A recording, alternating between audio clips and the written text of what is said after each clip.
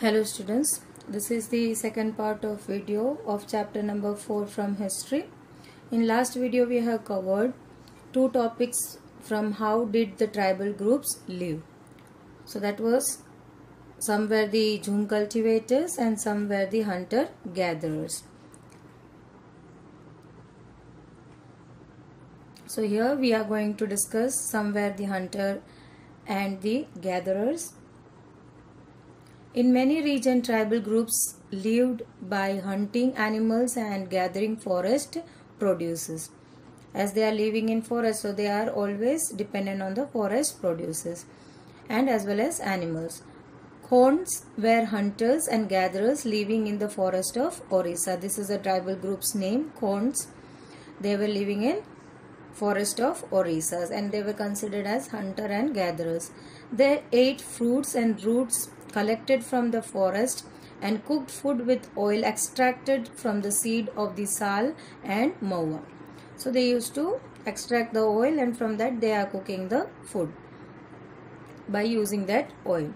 They used many forest shrubs and herbs for medicinal purpose and sold forest produce in the local markets. So as we said, they are totally dependent on the forest producers and animals, and rather than they are selling a few herbs and shrubs in the local market, so they are earning little bit also from this forest produce after selling it. The local weavers and leather workers turned to the Khonds when they needed supply of kusum and palash flower to color clothes and as well as leather. As they are hunting animals, so they used to have the leather. So the local weavers and leather workers are turning to Khonds to get both the thing, that is color and leather. Where did these forest people get their supply of rice and other grains?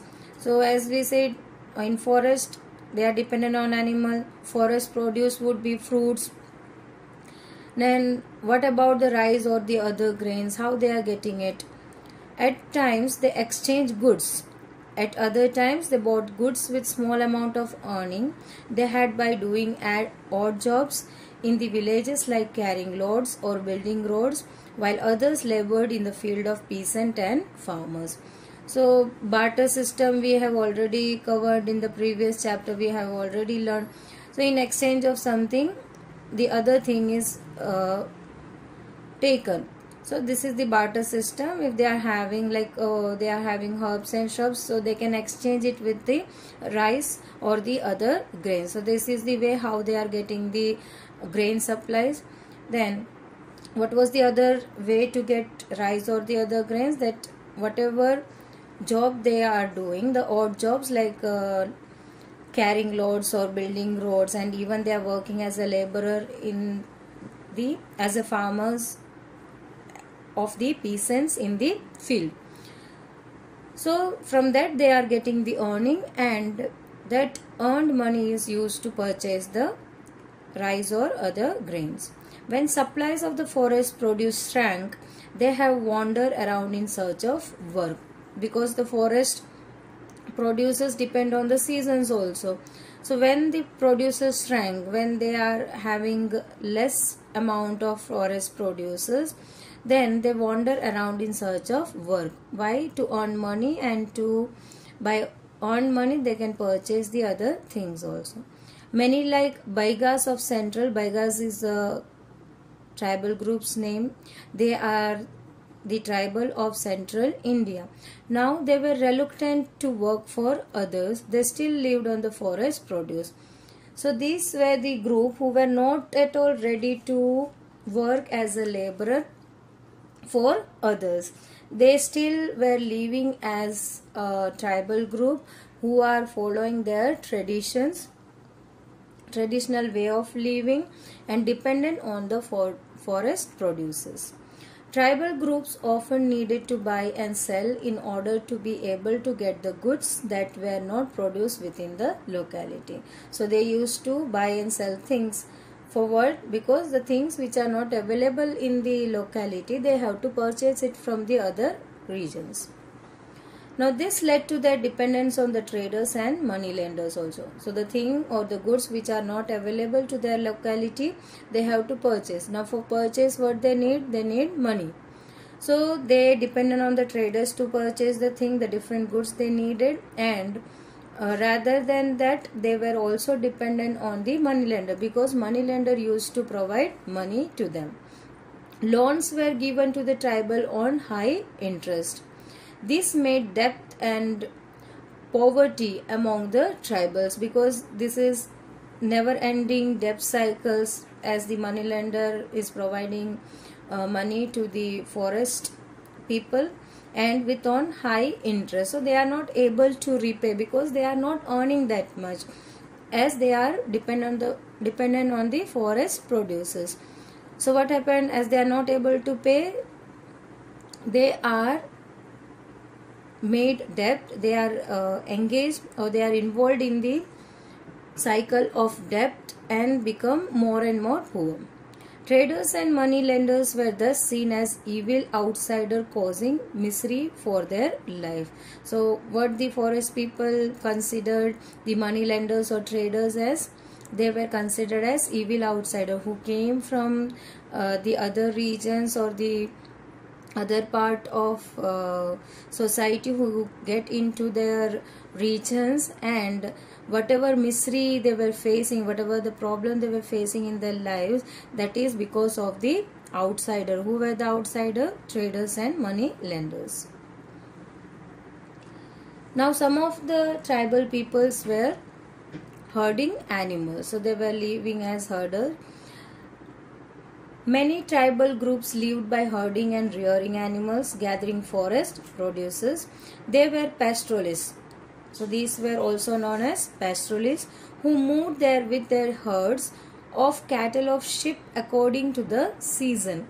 Now why according to the season? When the grass in one place was exhausted, they moved to the other area, because their cattle needs grass for grazing. So it is, if it is not available, the fodder, if it is not available in one particular area as per the season, they move to the other region where it is available. So they are also known as pastoralists, who are moving according to the season.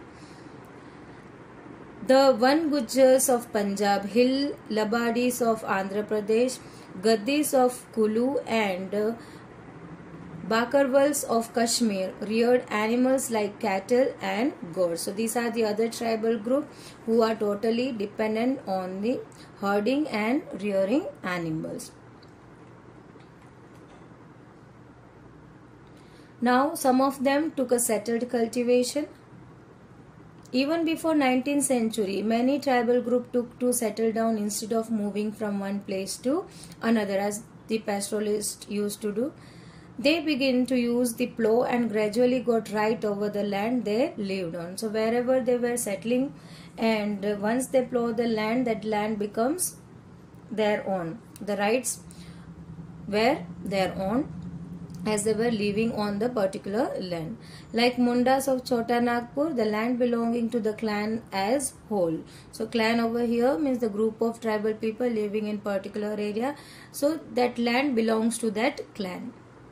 All members of the clan were regarded as the descendant of the original settlers who had first cleared the land. So once they, or if their ancestors have cleared that land, now the land become to the next generation. So the descendants of the clan becomes the next owner of the land once it is being cleared in the past. Therefore, all of them have right on the land. Some of the clan acquired more power and some become chief. So who was more in power, they become chief, and other becomes the follower. Powerful men often rented out their land instead of cultivating it themselves. So as they got power, now what they used to do, they provide their land on rent.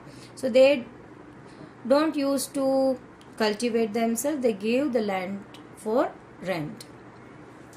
Tribal groups like the Gonds and Santhals were seen by the British official as more civilized than other hunter-gatherers or shifting cultivators. The others were considered as wild and savage who needed to be civilized. So all the tribal groups like Gonds and Santhals, so according to the British official, they were considered as the most civilized one. Why? Because they have settled in one particular places and they were leading or living a settled life. So they can be controlled by the British official. It would be benefit for the British officials.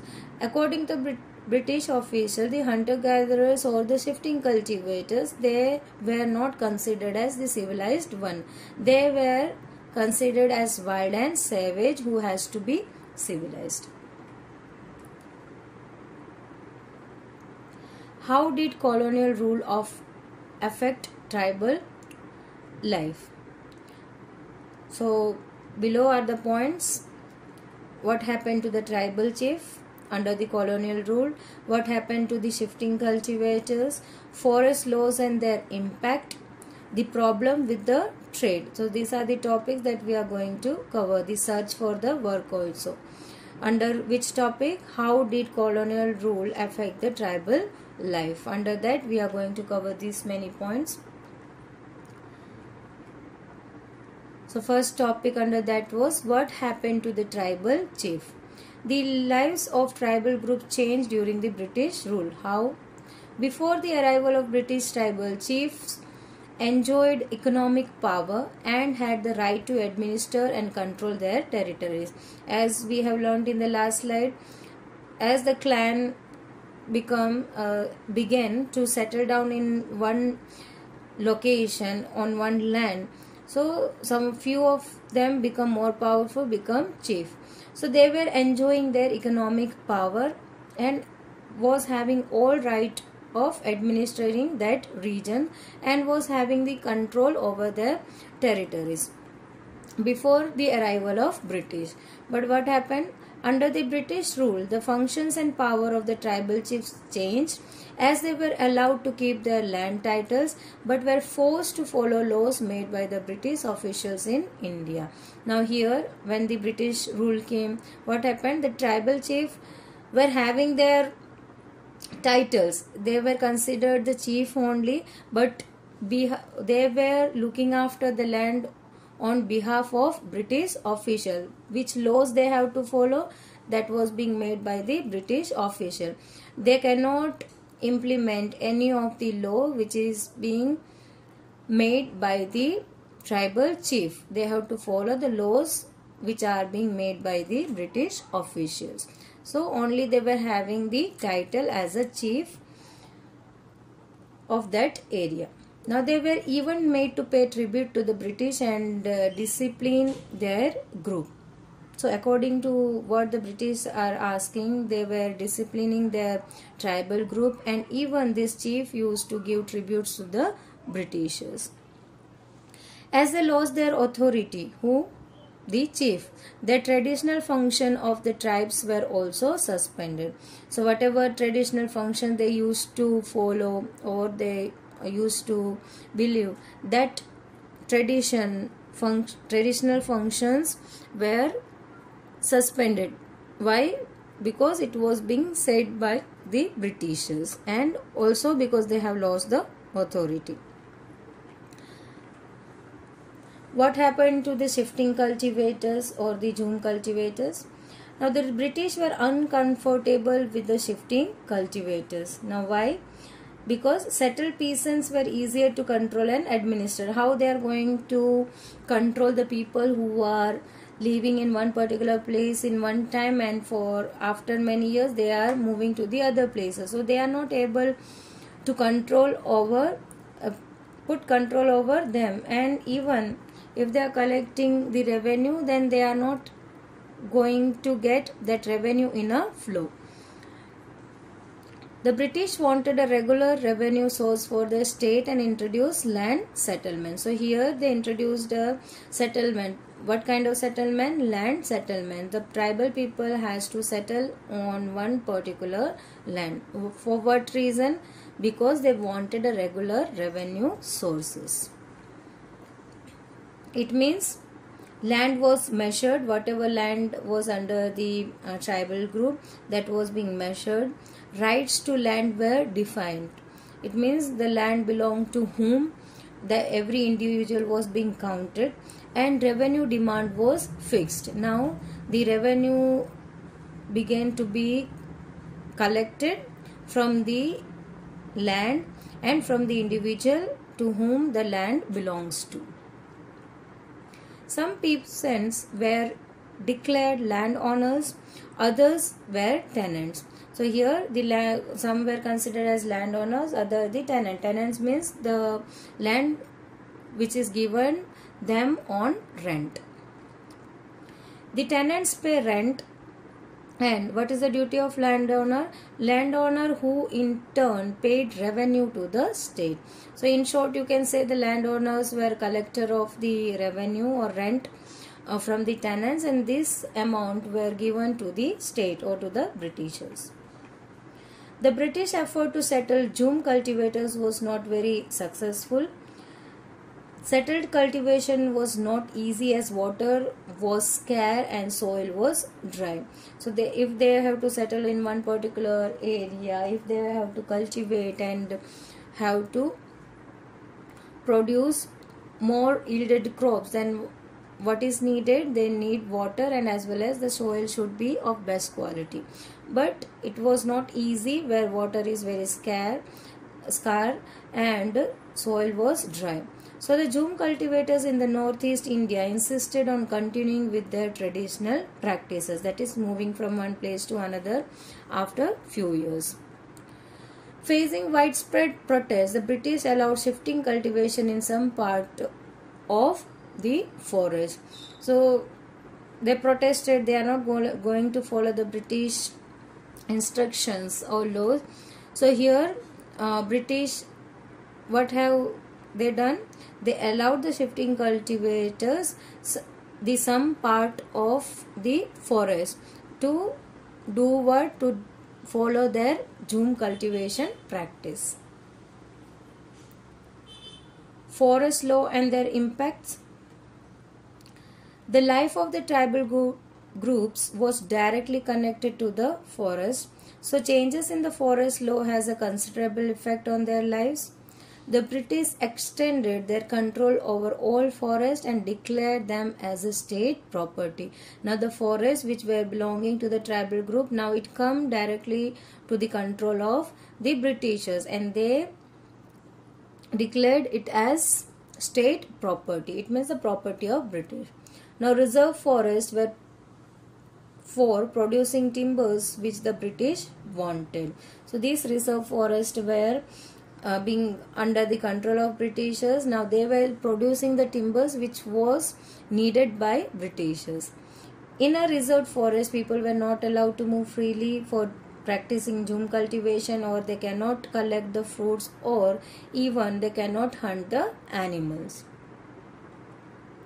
Many were forced to move to the other areas in search of work and as well as livelihood, because how they will eat food, or how they will settle, or how they will live. So for that reason they were looking after the odd jobs.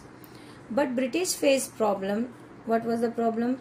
From where would the forest department get its labor to cut the trees for railway sleepers and to the transport logs? Because during that time the railway constructions were going on, so they need labor. Labor for cutting trees fell short. Small patches of land where it has been given to the tribal in return to providing labor for the forest department. So they found a solution. Small patch of land were given to the tribal people. In return, what they took promise from the tribal people, that they will provide the labor what is being needed for the forest department. Many tribal groups reacted against the colonial forest law and rose in an open rebellion. Such was the revolt of Songram Sangma in 1906 in Assam, and the forest Satyagraha of the 1930s in the central provinces. So this was the revolt which was being started in Assam. By whom? The Songram Sangma against the Britishers. So the next topics we are going to cover in the next video. Till then, if you are having any doubt, please do message in my number, personal number.